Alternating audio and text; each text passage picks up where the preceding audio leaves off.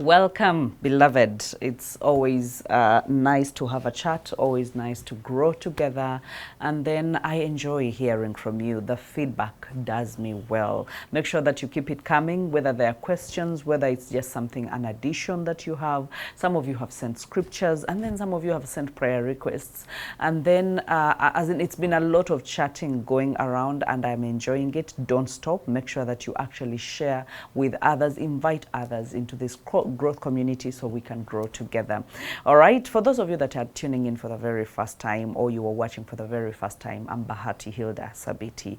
All right, and my job is to be a people developer, to develop what is on the inside of you, guided by God and the Holy Spirit, to dig up the gifts that are inside of you. And guess what? I do not just stop at people developing, but again, we talk about monetization of your skills, monetization of your knowledge. That is how most people come into my mentorship. In fact, this morning I've had so many, today morning I had so many people coming in and sharing with me how they have seen others make it, and also they want to make it and they want to get into the mentorship. It has a fee attached to it, but again, we move a journey step by step where we draw your personal roadmap to the kind of significance that God wants you to have in your life. In this community, we don't believe in sinking, we don't believe in surviving, we believe in thriving. But we believe that thriving is a journey.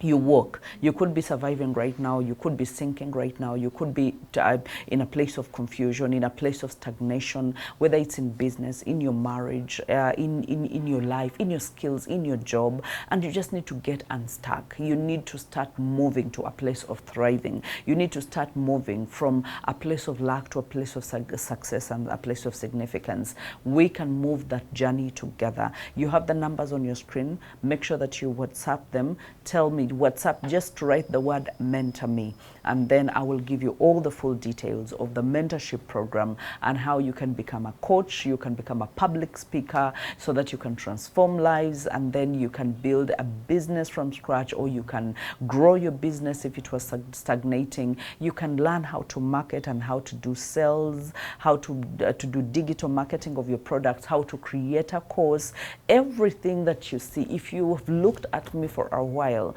and say that, you know what, I would want to be like Bahati, or I promise you, you can actually be better than me. In my days, I didn't have anyone to hold my hand. I bumped into everything. I learned everything the hard way. In this age and era, I want to shorten the process for you. That what I've been able to learn in the past 20 years, I want to be able to compress it and give it to you in 6 months and walk the journey, a whole year journey with you, so that you can get to a place of thriving, so that you can get to a place of being a high value person, a person that lives the life of your dreams. That is very, very, very possible. Okay, so just write the word mentor me, and then I will be able to send you all the details. Today, I've been getting so many messages concerning living with people, or staying with people, or being in relationships with people, with toxic people. And so that is what we're going to talk about today. And one of us actually sent me a message, and they actually told me that they wanted to get out of a relationship, but their parents were still holding them hostage in that relationship, and telling her that if you ever bring another man, we're not going to accept unless it is this very one. And yet the girl has found so many things wrong in this relationship, and she just doesn't know how to hold it. And so because of the so many questions I received last week about toxicity, I want us to move a journey. What do you do? Because we've talked about toxicity for so long. We've talked about living distancing. We've talked about repositioning relationships. We've talked about so many ways of dealing with difficult people and toxic people. And today I also want us to take that journey as well and be able to do it. Okay, and I remember there is a time we talked about this, just to recap a bit on what we talked about, and I say that the decisions that we make are the ones that impact our lives. So we decide who comes into our lives, and then we decide who stays in our lives. It's not a must that everyone that comes into our lives must eventually stay in our lives. So you realize that you can, yes, you can agree, you can let people close. It's possible that you can overlook certain things. It's possible that you can bypass certain traits. It's possible that maybe you're not going to be able to see them. And so that is how toxic people get into our lives without our knowledge, because not every toxic person has a signpost on them that says that, you know what, please keep me out of your life, or I am dangerous, or I am envious, or I am just going to come and harm your life. I'm just going to turn your life upside down in a wrong way. No warning will ever come with such people. So we get into relationships, we get into friendships with toxic people. Why? Because toxic people also have skills. Toxic people have strengths. Toxic people have, they live a normal life. So while you're starting to create a friendship, the person will smile, the person will avail time, the person will be good. While you're starting a romantic relationship with a toxic person, actually the person might behave somewhat like in a way that is even better than one that is not toxic. They will know what to do. They will know what to say, when to say it. They will smile the right way. They will, as in everything will be right. Otherwise, we would not be getting into relationships with toxic people. Sometimes it just feels, safe. Sometimes it just feels that like the right thing to do. And there's a time we talked about Lot, and we talked about Abraham and Lot, and how he was told to go, and how he was not told to go with anyone, but he actually decided to go with Lot. And according to him, I think it just felt familiar. It just felt like this is family. This is, it feels safe to go with someone that I know. It will not feel like I'm isolated. It would not feel like, as in, God has told me, go to a land that I will show you, but he has not even showed me which land. And all of a sudden, I go alone, and so I have to bring this person with me. And then where they went, that is where they had the battles. Their workers had battles. They had not, a lot was actually happening. Okay, so I just want us to go straight. I don't want to go around, in circles. We're not going to recap for a very long time. But again, I just want us to go straight into the question that you have asked me this week. What do I do? Okay, and I will say, number one thing I have found through having therapy, family therapy, relationships therapy, one thing that I have found to be really, really working is, number one, having a conversation. Because sometimes we assume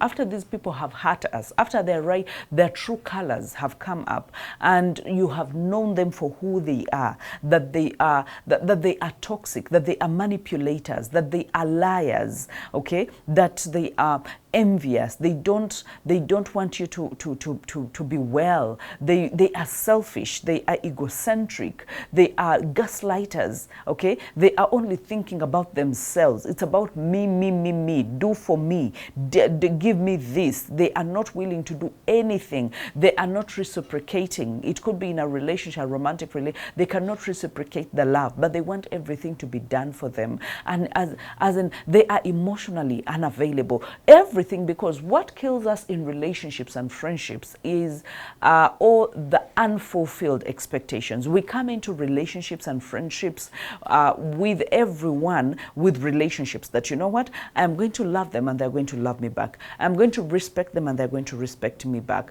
I'm going to be loyal to them and they're going to be loyal to me. I'm going to accept them and they're going to accept me. I'm going to be truthful and they're going to be truthful. So you realize that we think what we are is what we are going to get. So when we get into these relationships, and when we get into these work relationships, when we get into these church relationships, when we get into these friendships, we come with expectations, and we we usually expect that some people are going to be as good as we are, or we're going to give them, because the people that end up being hurt are the people that are actually good, okay? Because those are the ones that keep editing themselves. Those are the ones that keep adjusting. Those are the ones that keep saying, you know what, maybe I can do it differently. Maybe I can. They seek to adjust and tweak and make all sorts of accommodation of the other person, but the other person is actually not willing to lift a finger because they are egocentric, because they are selfish, and because they are self-centered. So they don't want to think about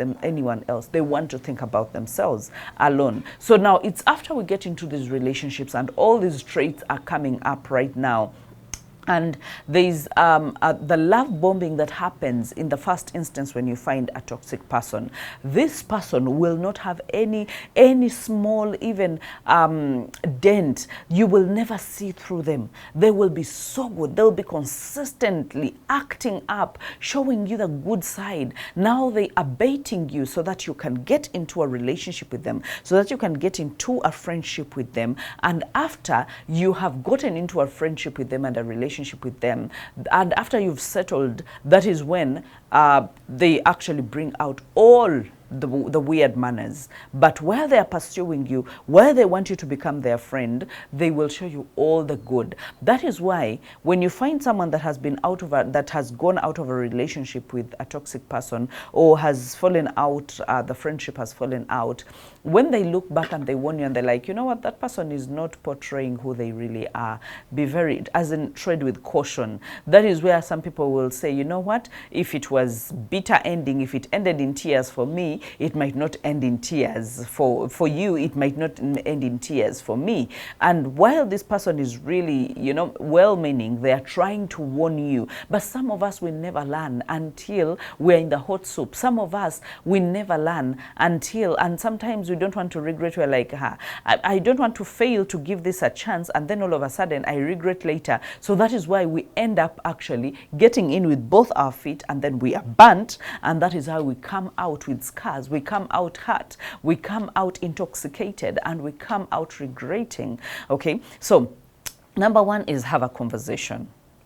Have a conversation about how their behavior is impacting you. Have a conversation about, and I know that in this instance, whenever you are annoyed, it's hard to have a conversation. But again, how will they know that this behavior is negatively impacting you if you don't have a conversation with them? If you don't tell them, you know, this is hurting me. The way you speak, the way you back at me, the way you manipulate me, that's gaslighting. And I don't think it's doing any good to me. I think you are twisting my life. You're causing me to second guess myself. You're causing me to have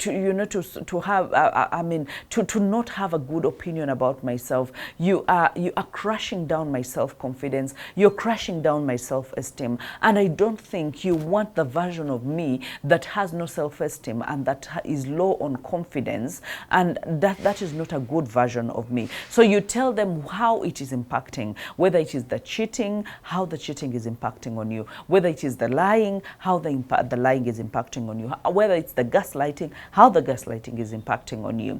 Because then you have to be able to know what the issue is in order to have the conversation. So many of us come into the conversation arena when we are bitter, when we are exploding, and we never have conversations. So when the time comes, we just erupt and explode. But setting pace and saying, you know what, I'm going to at the end of this month, at the end of this week, I'm going to request that we have a meeting. We sit down and talk about the implications, talk about the impact this is having on me, and whether it's taking a toll on me, whether it's breaking my back, or whether I can be able to endure it, or whatever it is. But talk about how it is impacting you. Remember, you're talking about the behavior. You're not attacking the person. Because when I talk about having a conversation, some of us, what we hear is go point fingers and call them cheats and call them, gaslighters, and call them all the names. Don't call them you're a toxic person, you're narcissistic,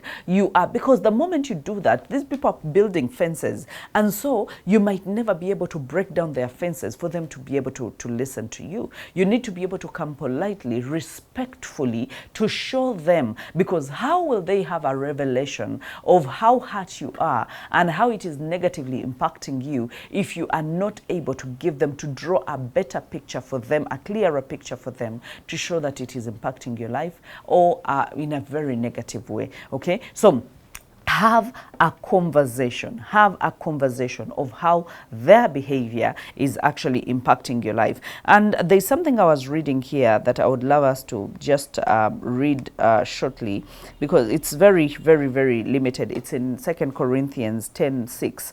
And for me, it made a lot of sense when it comes to having conversations, because I know some of you are like, we are past the level of having a conversation. But remember, I am starting from the first, you know, going upwards. I don't want to start upwards going down. No, I want to start down going upwards. Okay, so that is where we start with the conversation. But when I read this, it made a lot of sense. It says, this is, I'm reading the New International Version. It says that, and we will be ready to punish every act of disobedience once your obedience is complete. Once you have done your part, okay? You cannot say that, you know what, I'm not going to do anything about it. I'm not even going to have a conversation about it. And yet you expect the other person to have any kind of repercussions, to have any kind of punishment, to have any kind of, as in, nothing is going to happen like that. You must live in obedience, especially to God. And if you actually read, a time came when Abraham had to have a conversation with Lot, you know, to just talk about how the behaviors of their workers and their servants were actually impacting, and what was exactly happening. Up to the time where they actually had to take separate ways, they had to first have a conversation to see what was happening and what was taking place. So you cannot just leave it to chance. You cannot just say, because some of us, we actually fear having difficult conversation because of the fear to be rejected, okay? Because we are people pleasers. Whenever you think about having a hard conversation, you even sweat, you can't sleep, you're overthinking it, you're over rehearsing it, you're asking too many people whether it's worth it, whether you should have the conversation. And so why? Because you are a people pleaser, because you fear rejection, because you are too, you're too sensitive. You're like, you know what, so you are avoiding what you are supposed to do. But again, you would want the other person to change. They are not going to change until you have a conversation with them. And sometimes it's possible that yes, you will have a conversation with them and they will not change, but that will take us to number 2, how to deal and what to do. But for now, the conversation. Have the conversation, okay? Make sure that you identify and address the things that are sabotaging the friendship, the relationship, the marriage. Make sure that you identify, because if some of you are movie watchers, whenever you're watching a movie, especially the action-packed movies, you know, and you have those snipers up on the buildings, it's very hard to even tell that there's a sniper up there. Now, the things that sneak up on us, even in marriages and relationships, some of them are like snipers. You can never see them coming. They just, you know, come out of nowhere, and all of a sudden you have to deal with them, definitely. So you just have to take time. I usually even tell people that don't feel free talking about these issues and having conversations, that have a guide, have a drop-down list. Don't go with a loaded head and say, you know what, I'm going to give them a piece of my mind. You are not there to give them a piece of your mind. You are there to have a conversation, okay, to inform them how this behavior is impacting. And sometimes that they might not have noticed, and sometimes they notice. Sometimes they will even lie about ever noticing that behavior is impacting on you. But nonetheless, have that conversation, because after you are obedient, then the repercussions can come in. But before you full obedience, there is nothing that can happen. Do the first things first. Do not assume, and do not let them assume. Sometimes we want people to figure out what the problem is, and so you keep quiet. We give them silent treatment. Silent treatment is not a conversation. Silent treatment is not helping anyone. Yes, in the short run it might help, especially if someone is sensitive zen and good, and they have proper feelings and proper emotions. And when you keep quiet, then they were going to start checking themselves what they did wrong, and all of a sudden they will engage you. But you see, it's even leading to a conversation. But there are people that in Luganda we say baguba, like they are tough, they have tough skins, not in a good way but in a bad way, that even when you give them silent treatment, in their heart of hearts they'll be like, they will get out of that silent treatment. Let me just, either give the silent treatment back or just mind my business. They will never check themselves, because half the time they believe they've not done anything wrong, and sometimes they believe you are the one in wrong, and so why should you keep quiet? Or they would just want you to roll it under the carpet and just cover it. Do not address the issue. Some of us are not good at conflict resolution, and especially toxic people are not. They would want you to forget, and they would want you to behave like everything is normal. And that is what most people have been telling me. How can I act like everything is normal and yet I feel hurt? How can, as in, that is too much to even ask of myself. I cannot be a hypocrite. If I am annoyed, I am annoyed. I remember there's a pastor who was telling me that one of their sheep was telling them that, but pastor, you don't know how to hide when something goes wrong. Like when something goes wrong in church, someone says something wrong, someone, announces something wrong or does something, the pastor, like immediately, the pastor will frown, or the pastor will clench their teeth, or the pastor will get annoyed, and everyone in church will actually see that they're annoyed. So this pastor was telling the person in their church, and was telling them, I don't know how to be a hypocrite. If something bad is bad. I mean, there are so many people who can be who can cover up, but I am not here to cover up. Why? Because I want to train good ministers. I want to train respectful ministers, people that respect time and respect people's time and respect. I don't want to be here and everything is going wrong, and I'm maintaining a straight face and I am smiling like everything is good. That is hypocritical.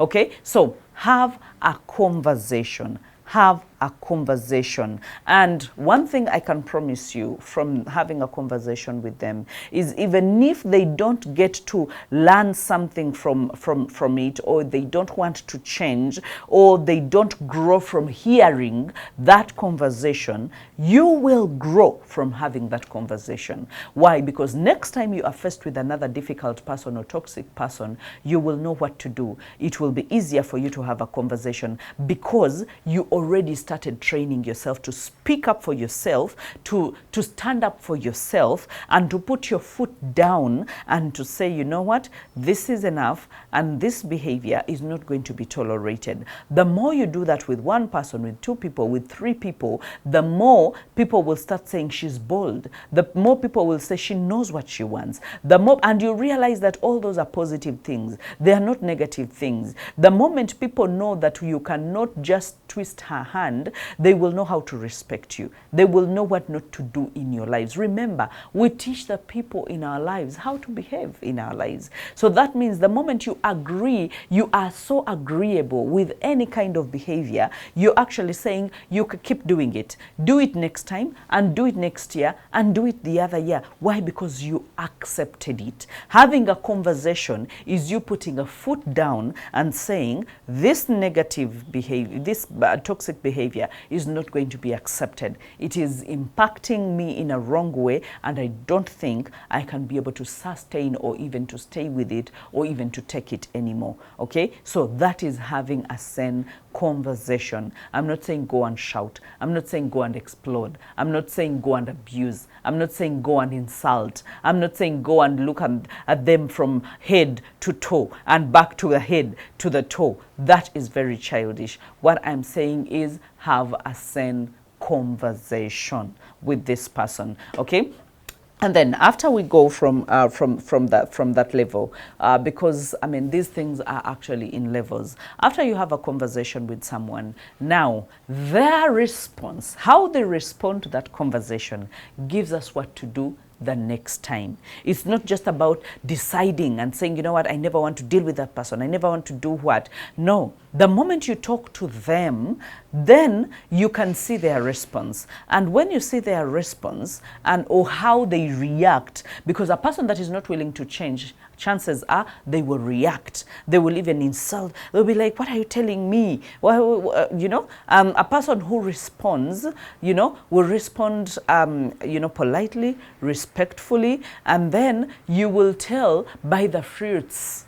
By the fruits. That means if they do it again, after you have talked to them, after you have had a conversation, let's say you've talked about a conversation and maybe it's about cheating, or it's about insulting, rude language. It's about, as in, there are so many things that we can be able to talk about with toxic people. But you see that the behavior is continuing, okay? That is when you come to limitation, where you have to limit your time with them, where you have to limit your engagement with them. You set boundaries and make sure that you deal with those people in phases or in doses or in ways that you seem or you deem fit to actually deal with them. Because chances are, if they continue doing it, they don't care. If they continue doing it, that to some people you can say, oh, it's a weakness. But again, if I've told you that you cannot stay in my life, yes, you confess that you love me, you confess that you're my friend, but if I tell you something that is bothering me and you cannot address it and you still want me to accept you with open hands, with open arms, with smiles, and you want me to hug you again, and you want me to be your friend again, that means you are disrespecting me and you expect that I will accept the disrespect. So now that is when you limit and say, you know what, these are my boundaries. I can deal with you when it comes to A, B, C, and D, but in this arena, I will not deal with you. I can deal with you in business, but maybe in my personal life, I am going to limit how I deal with you. I can deal with you at work, but maybe as far as the relationship is going, I am just going to limit, you know, how much I actually deal with you. Because talk is good. Having a conversation is good. But again, you cannot keep having the same conversation. Like you had the same conversation about them backstabbing you, about them betraying you, about them backbiting you, about them cheating on you, about them, whatever it is that they did. You had a conversation, talked about the behavior and how it impacted you. And all of a sudden, they didn't see the need to actually change it. So you cannot keep talking about something that someone is not willing to change. That means they have already told you where they belong. They've already told you, I'm not willing to lift a finger to do anything. I'm not going to change my behavior. So you either love me the way I am, or you make your own decision. So they've given you a blank check. So you decide, instead of just being a people pleaser and saying, but how will they take it? But you know what, let me just stay a little while. Let me just keep talking to them. Talking is good, but talking too much is bad. Okay, because then that breeds familiarity, and that is where the disrespect comes in, and that is where people know that, by the way, oh, he loves me, she loves me too much, or he loves me too much, so there is nothing he's going to do. He's actually just threatening. There is nothing that they can do about it. Why? Because you have had this conversation, and you're having the conversation again, and you're having the conversation again, instead of now knowing that, you know what, the time for conversation is done. I'm no longer having conversation, so I'm just going to decide and make an about turn, draw the limitations, draw the boundaries, and say, past this you can't. We can remain friends, but we can't be romantically involved. We can pray together, but it doesn't mean that we can be friends. We can work together, but it doesn't mean that we can be friends. As in, draw the perimeters. Yes, if some of these people, because some of these people are people that we love, okay, are people that are our siblings. You cannot just up and go. You cannot just pack your bags and go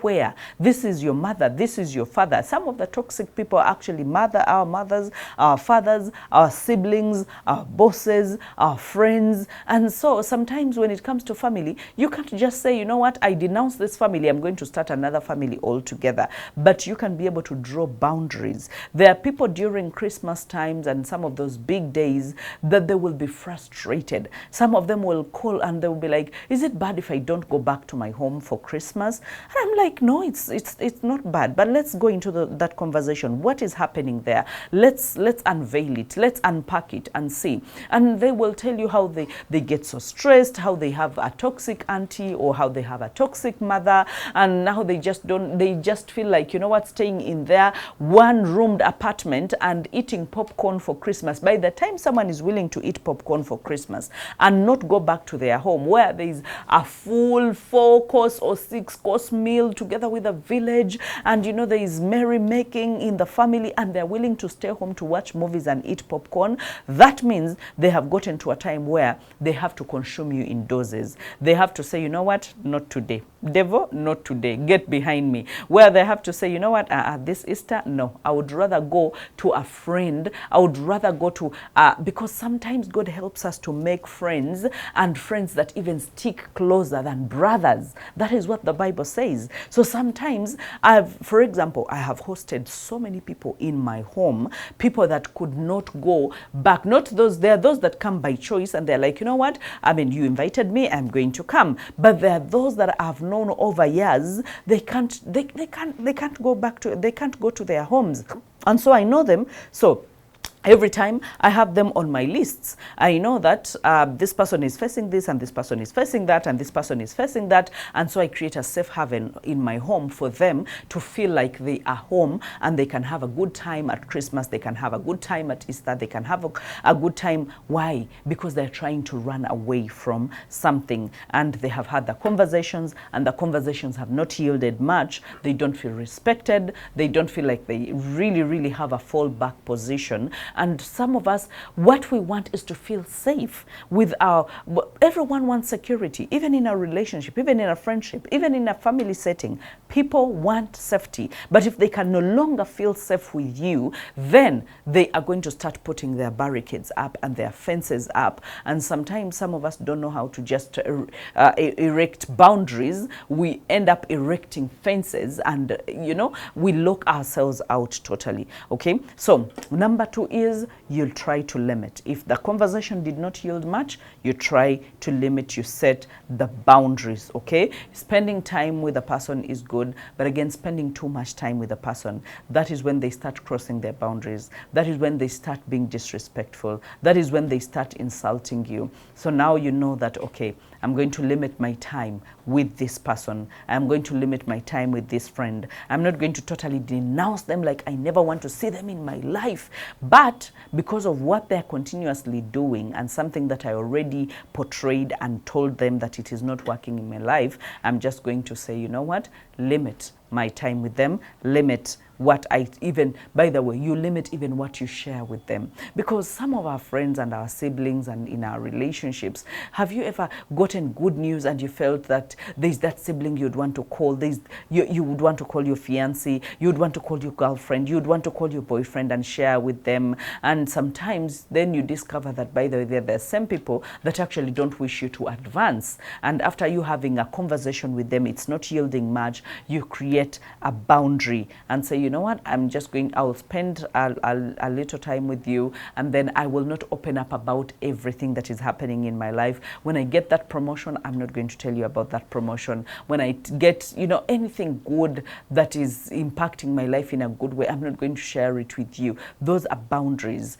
okay? Those are boundaries. There's some ladies that actually told me, I think it was last Friday, that say that, you know what, I've tried to open up to my, actually they were talking about their husbands. I've tried to open up to my husband about some of the things that I want to do, but they've been discouraging me about everything. I have had a conversation with them. Some of them were telling me, I've told my husband, I have a dream, I have a plan, I have a calling on my life. I want to be able to do some of these things. And they have beaten down everything I've told them for the past 5 years, and now I decided to to erect a boundary in the areas of what I share with them. And now I no longer tell them what I am up to, what I am doing, what course I am doing. Just imagine when we say that two become one, that is a marriage. But even in relationships, there are some who actually told me that, you know what, I can't dare tell my fiancé what I'm doing. Otherwise, they're going to beat it down,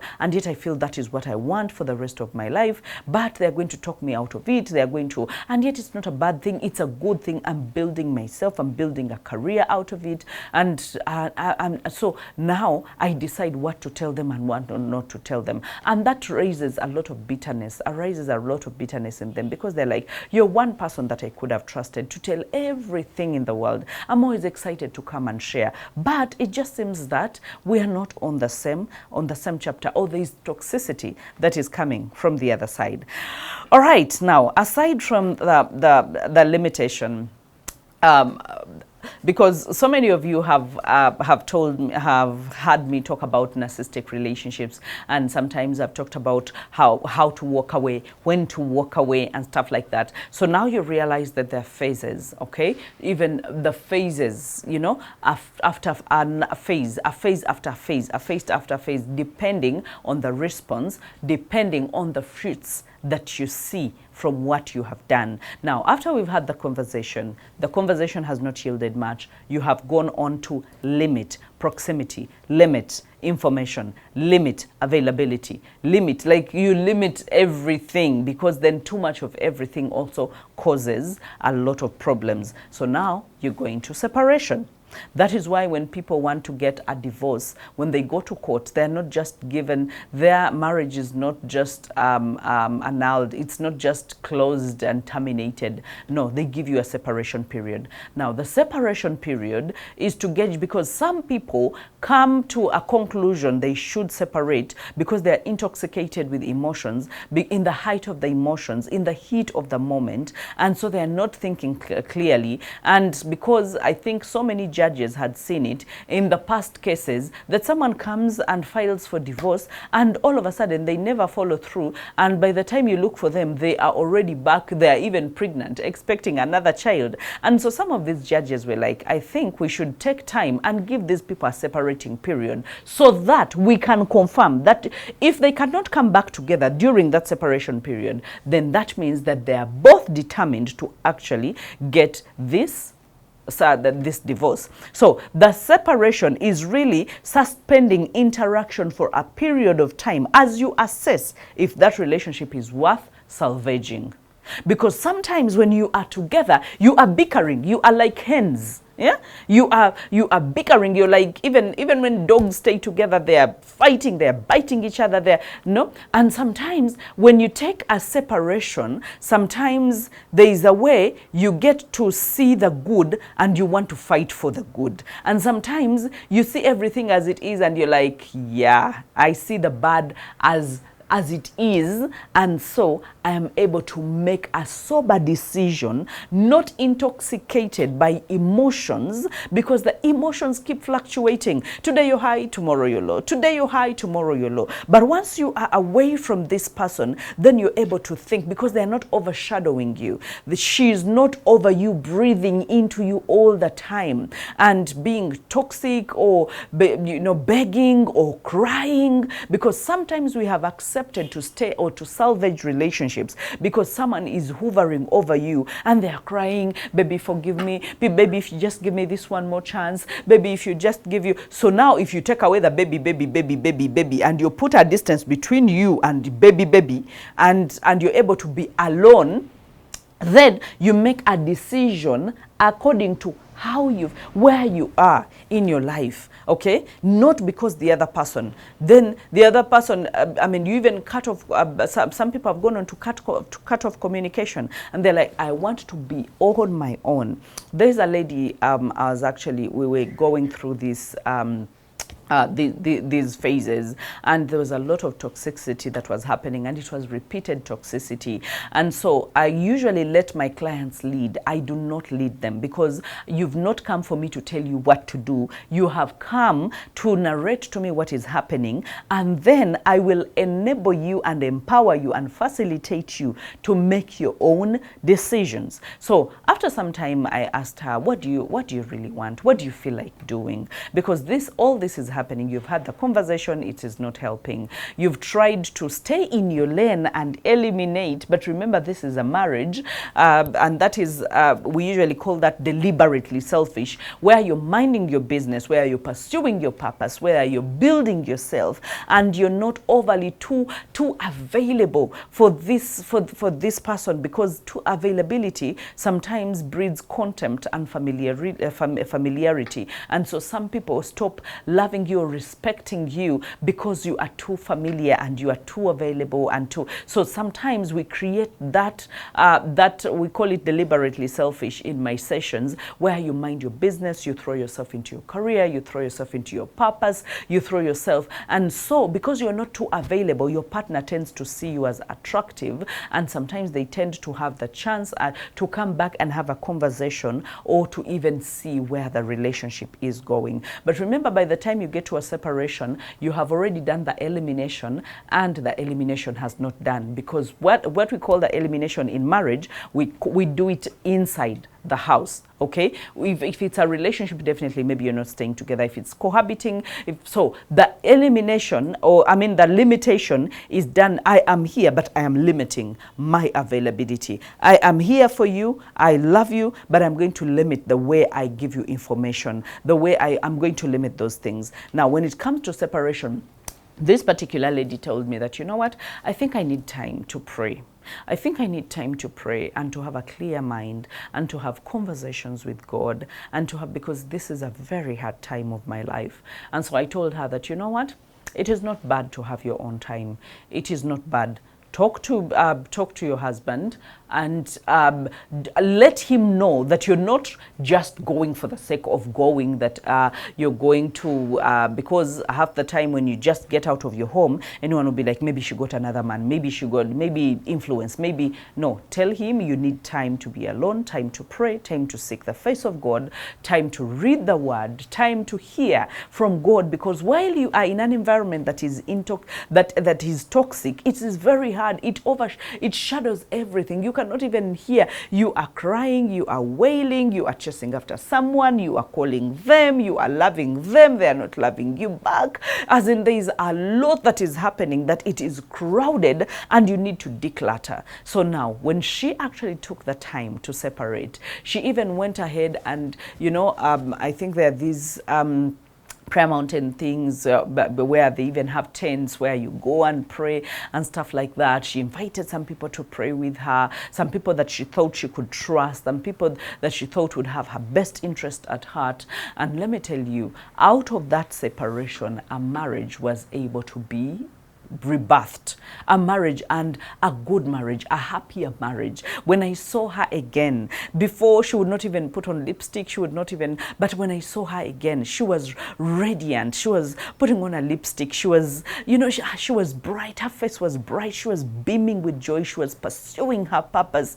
And I was like, my goodness, do you see what a break can, do you see what a separation can do? That it can cause you, it can cause the other person to think clearly about whether they really want this. It can also cause you to think clearly about whether you want this. It can cause you to hear clearly from God, to pray, to immerse yourself, to not just, you know, be in a toxic environment, crying all the time and chasing after people all the time. But here you are quiet. Just like the Bible says that, be still and know that I am God. The moment you go into that stillness, then you can be able to hear that still voice, the conviction, the guidance, okay, the direction, okay, that you need for your life. So it even happens to the people that don't know God, that are not going to take time to pray, but are going to take time to think through issues, okay? So separation, you don't have to make decisions while you are in the heat of the moment, while you're still intoxicated, or in the same environment that broke you, in the same environment that is very toxic.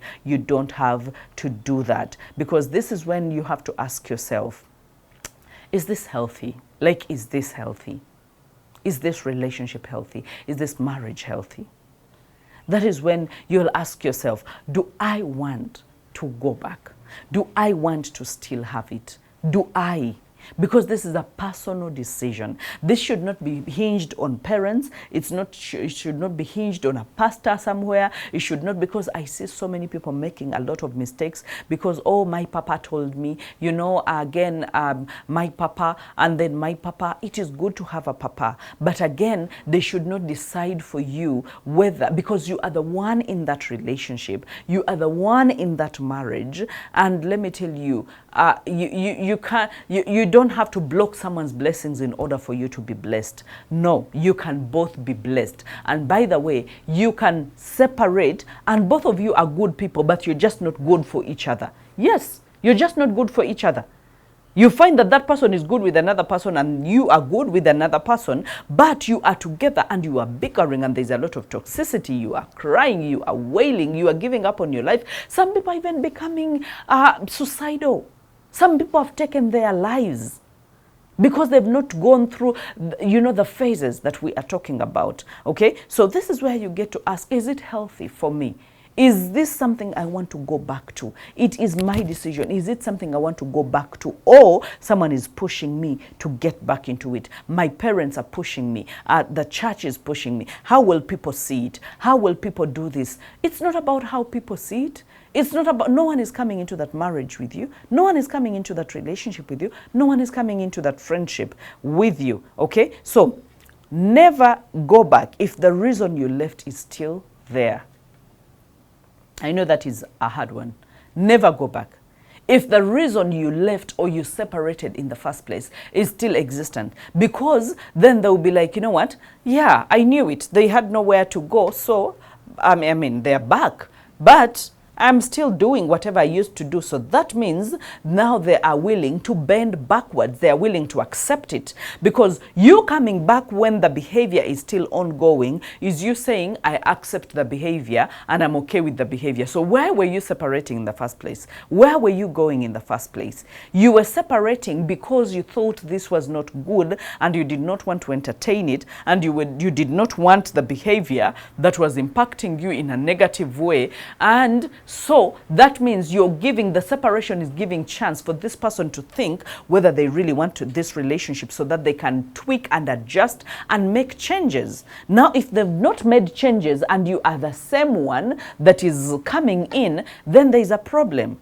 That means you were lying in the first place. That means you can accommodate it. That means you're enjoying it. That means it's okay with you. So this person, again, 3 weeks down the road, if you start, but this person is still doing the same things.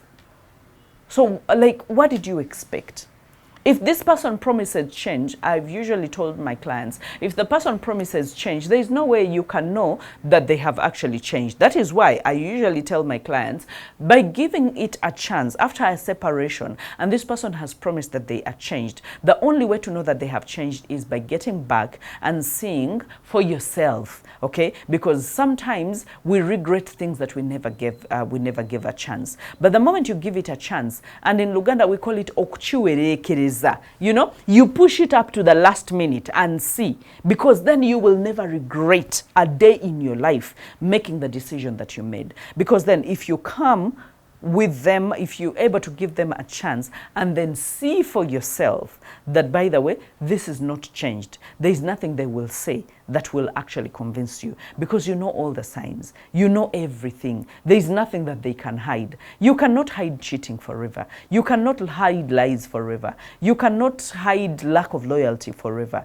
You cannot. So you will know. And I usually tell my clients that you will know. If you give them a chance and they self-sabotage again, you will know. And then it will be up to you to make the final decision, okay? But a final decision where you're not going to regret. You'll be like, you know what, I gave you chances. I gave you 1, I gave you 2, I gave you enough chances, and I don't think I regret the decision that I actually made. So I don't want us to be there and regret. And sometimes you're in a season where what you want, they don't behave in alignment with the season that you are in, because we all go through different seasons. There is a season where you need peace. There is a season where you need, you are all about pursuing your side hustle, pursuing your purpose, growing, and someone is bent on pulling you down, dragging you down, because they cannot zip it, because they cannot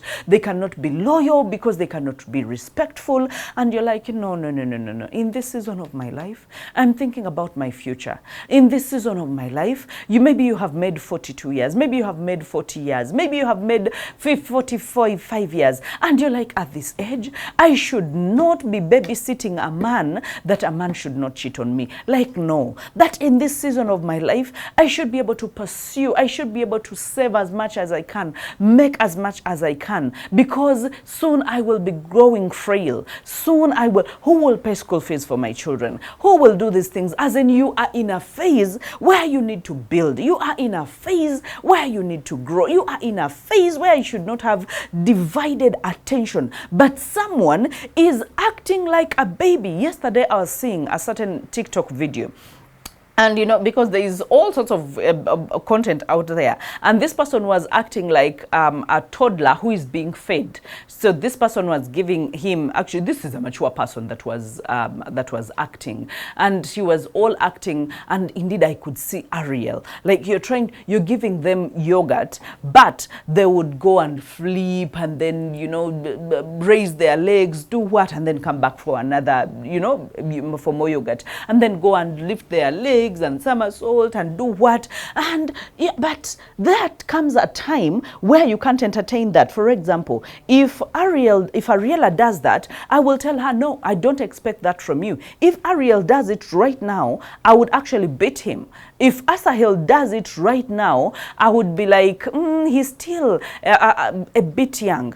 So maybe I will forgive that. But still, I would hold him. That is why we have the baby chairs. I will sit him in a baby chair and I will lock him in, and you will eat that yogurt or you will drink that yogurt while you are properly seated like a normal person. You don't have to be twisting your heads and somersaulting and when someone is actually feeding you. So you see, we can't even entertain that in children. But there are some people that want to be, they want you to entertain their stupidity, their foolishness. I call it foolishness, okay? And you are in a season of your life where you don't want. So I am busy building the future, preparing for retirement, and you think I am going to be the same one that is playing private investigating where you are cheating from and what you are doing. That is foolishness. That is foolishness. I don't have any other name for it. So while we are talking about separation, that is why you ask yourself and say, you know what? I'm in a season where he does not come with what I want. What I want is peace. What I want is loyalty. What I want is respect. What I want is acceptance. What I want is this. And if she's not coming back with that, no, I'm not taking her back.